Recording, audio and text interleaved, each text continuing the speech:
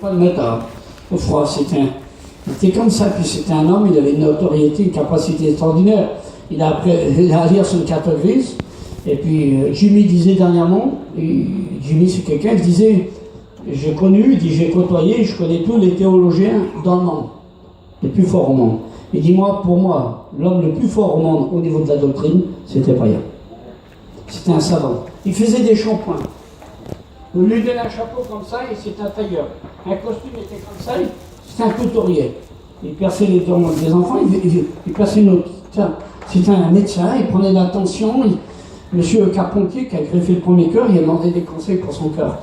C'était un homme qui avait... C'était terrible. Vous savez, si on vante les mérites ici, on vante les mérites de Jésus, mais pas d'un homme. Dites amen, l'instant. Et puis cet homme-là, il savait tout faire presque. Il connaissait un peu l'astronomie, il connaissait tout. Et puis on était là, je dis, maman, tu connais tout ça? Et puis regarde, aujourd'hui, tu as trop fort bien. Tu as toujours des soucis. Il dit, oui, c'est vrai. Il m'a répondu, il m'a dit, j'ai toujours des problèmes. Et je dis, alors, il m'a dit, mon Dieu, il y a 40 ans que je suis malade de mes oreilles. Il m'a dit, j'ai imposé les mains à des dizaines de malades, des cancers, des guérisons totales, des miracles. Dites amen, n'est-ce pas? Mais dis-moi, j'ai vu les plus grands prophètes, apôtres, ils disent, je suis toujours malade. Mais il dit, voilà, j'ai toujours pareil, j'ai toujours des soucis, puis ainsi de suite. Ah, je dis, ah bon? Mais on parle chez nous, les Mayens, on parlait comme ça. Mais il dit, je jure sur mon père, quand je serai au ciel, quand je verrai Paul, Abraham, il faudra qu'il m'explique. Ah oui? Qui n'a pas son petit souci, son problème? Mais son problème, il faut le donner à Jésus. Si tu le gardes pour toi, ça n'ira pas. Il y a un homme, un jour, il a passé avec une belle voiture, une grande voiture, une limousine. Et il avait un autostoppeur qui avait un gros baluchon. Alors il a pris soin de le faire monter, il a pris pitié de cette personne en lui disant, monsieur, entrez, je vais vous déposer. Et cet homme, dit le témoignage, il avait toujours son baluchon, son gros sac sur lui. Et l'homme, le regardant dans le truc là, et il s'est tourné, il a dit, monsieur, mais pourquoi vous ne déposez pas votre baluchon ici à côté? Il y a la place pour. Arrête de porter ton problème. Arrête de porter ton angoisse.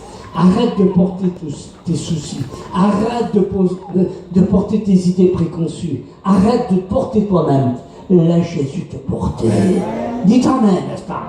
Dis-lui à Jésus.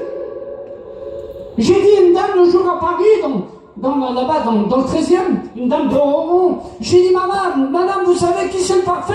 Elle m'a dit, je sais. Elle m'a dit, c'est l'homme. J'ai dit, non, madame. C'est pas l'homme. Elle m'a dit, qui c'est? J'ai dit, le parfait, c'est Dieu. Dites amen. Je veux dire par là que tu auras toujours des petits soucis, des petits problèmes. Mais tes problèmes, tes soucis, ton imperfection, dis-lui, Jésus, je te la donne.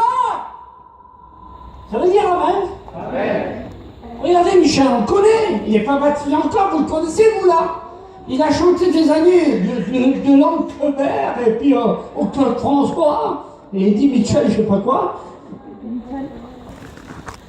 Je le connais, il est là, le bonheur, il est là.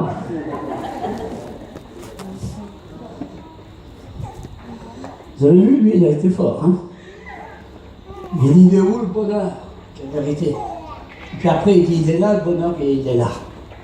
Et le bonheur, il s'appelle Jésus qui est rentré dans le cœur. Dites amen, n'est-ce pas? Ben lui, on connaît, il n'est pas parfait. Mais il faut qu'il fasse des efforts. Dites amen, n'est-ce pas? Et personne n'a le droit de le condamner.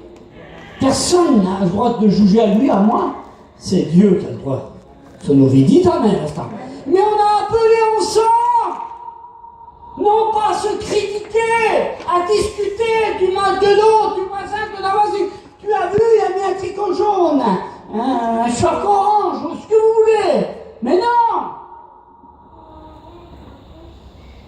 Priez, dit Jésus.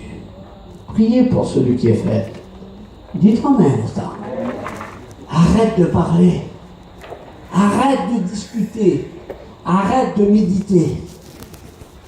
Mais prie au contraire. Et le Seigneur va te relever. Alléluia. Ce qu'il nous faut aujourd'hui, ça vient les pasteurs, c'est changer un petit peu. Moi je connais un pasteur là-bas dans là-bas à Paris, à côté du Racy. Il a, vous savez, dans une zone industrielle, cet homme-là, il a 12 000 membres. Il a une moquette comme ça rouge avec des lions de la tribu de Juda. L'église est plus grande que la place avec des écrans comme de chapiteaux. Vous savez en un mois combien de personnes qu'ils ont gagné pour Jésus? Lui, il est chrétien. 1000 membres.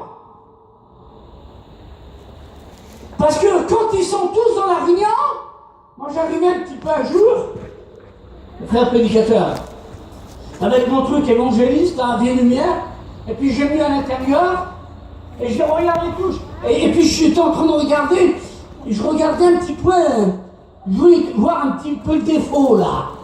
Pourquoi ça grandissait comme ça? Et puis je regardais avec mon truc évangéliste à moi.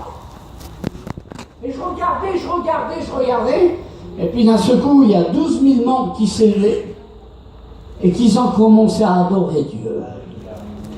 Ils ont magnifié, célébré, glorifié le nom de Jésus. Dites Amen, n'est-ce pas? Et le petit Caleb de vie lumière, Tzigane, il s'est écrasé, il a pleuré, et il a aimé. Dites Amen, n'est-ce pas? Que c'est beau d'être solidaires les uns envers les autres. Arrêtez en ce moment avec le truc bien carré et bien terminé. Non, il faut être ouvert à la parole de Dieu. Vous êtes d'accord avec ça? Tout en restant biblique. Vous voulez que vos foyers soient bénis? Tu veux que ton foyer soit béni? Amen. Tu veux que ton foyer soit béni? Alors lève-toi. Seigneur, je veux être un chrétien, mais pas un chrétien de pacotille. Pas quand je vais au boulanger, là-bas, la dame, il y a une queue, je passe devant, madame, donnez-moi votre pain, tu n'as même pas fait la queue. Pas quand le monsieur de 400 a tué la main, ah non. Et comme les quistés nous foutent des procès, on nous parle du Seigneur. Regardez. Ils sont à compter, ceux-là. Hein? Faut être honnête, vous savez. La pommade, c'est pas bon. C'est vrai que c'est pas évident parfois. Il faut savoir parler de Jésus. L'autre fois, j'ai pris la voiture à Melun, dans le 77, vous voulez. Et le téléphone s'est mis en route, constamment d'ailleurs. Et d'un seul coup, pof. Allô, qui c'est toi, Caleb? Le pasteur, oui. J'ai 28 ans, j'ai raté ma vie. Je suis au Pré-Dimanche du pont là, et puis je me jetais en bas, je vais me suicider. Et puis en pleine dépression nerveuse, et puis à pousser des cris de bête. Je suis en train de me jeter en bas, et à pousser des cris, cette jeune fille. À pousser des cris, puis j'étais là en train d'y parler, et puis je disais, ne fais pas ça, ne fais pas ça, ne fais pas ça au nom de Jésus. Puis je parlais, et en face de moi, il y avait, je m'excuse, la gendarmerie. Elle était en face de moi, et puis elle m'a vu, bon, je t'ai vu le portable.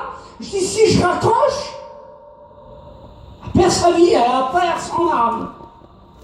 Alors je parlais, puis tout de suite, et je tenais toujours le portable, et je parlais au nom de Jésus, je priais pour elle, je priais. Et puis je m'ai mis sur le bord, et puis j'ai baissé la vitre, et la dame qui était là, gendarmette, elle m'a dit, monsieur, vous êtes conscient de ce que vous faites là?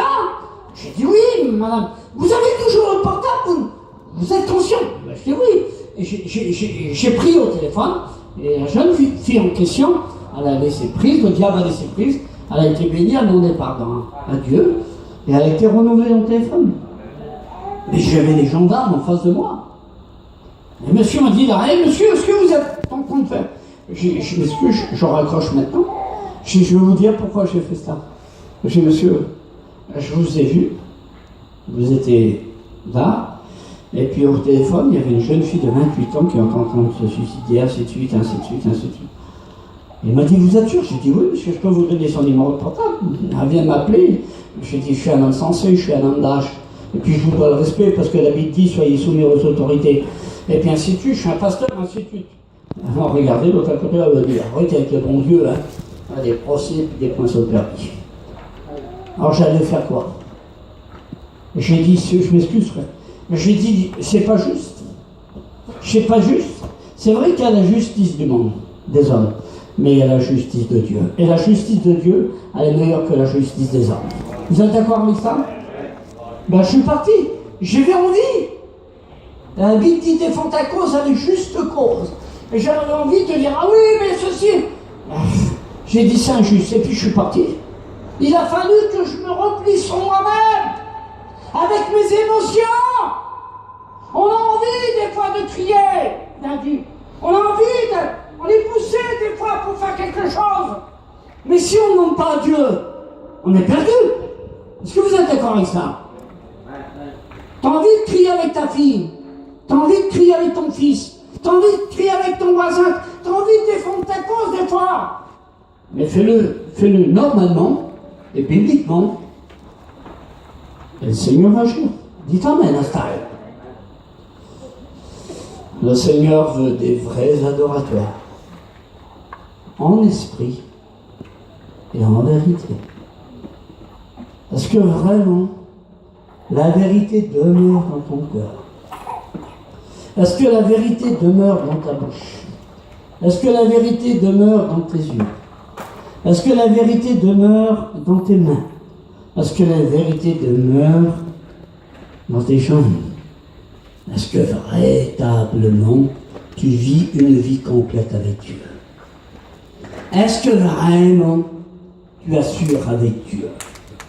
Est-ce qu'il n'y a pas trop d'activité et non pas d'intimité? J'ai connu un homme dernièrement, il m'a dit, il a monté ses stades, il a osé le faire.